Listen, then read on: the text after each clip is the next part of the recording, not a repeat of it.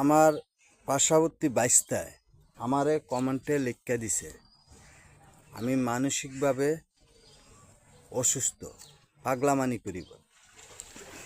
আমি তো কেউর মায়া লিয়া টানা খিস্সা করিয়া ভাগ্য আনি না, কেউর ঘরের পাতিলের ভান্ডের ভাত দিয়া খাই না। আমি যদি আমারে বলছে ভাইরাল হওয়ার জন্য আমি পাগলামানি করি, সুন্নত দাঁড়িয়ে আছে, আমি তো কোনো খারাপ কথা বলি না, কেউর নামে কোনো বাজে মন্তব্য করি না, ফ্যামিলি বিষয়ে কথা বলি। আরে বেডা, আমার পকেটে টাকা ছিল না, কোনো বেড়া দিয়ে 1 ইঞ্চি আমার ভালোবাসা দিতে পারলি না। তোর কাছে 10টা টাকা চাইতে গেলে কি তুই বেডা আমার কাছে টাকা নাই? আরে বেডা, টাকা দিলে কি টাকা দিতাম না? অবশ্যই দিতাম।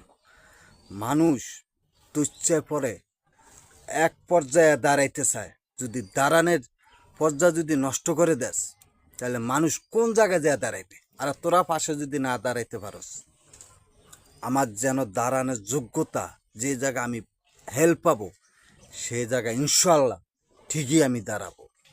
যারা আমার এলিয়া ঠাট্টা মস্কারা করো, আমার কিচ্ছু আইবে যাইবে না। আমি গরিব ঘরের ছেলে, যদি আমার কপালে যদি থাকে কোনো জায়গায় আমার যদি দাঁড়া, কেউ যদি আমার দিকে চায়, উপরে আল্লাহ আছে, ইনশাল্লাহ একদিন আমার এলিয়া যারা ঠাট্টা মস্কারা করো না, একদিন ইনশাল্লাহ আমি দাঁড়াবো। আমার পাশে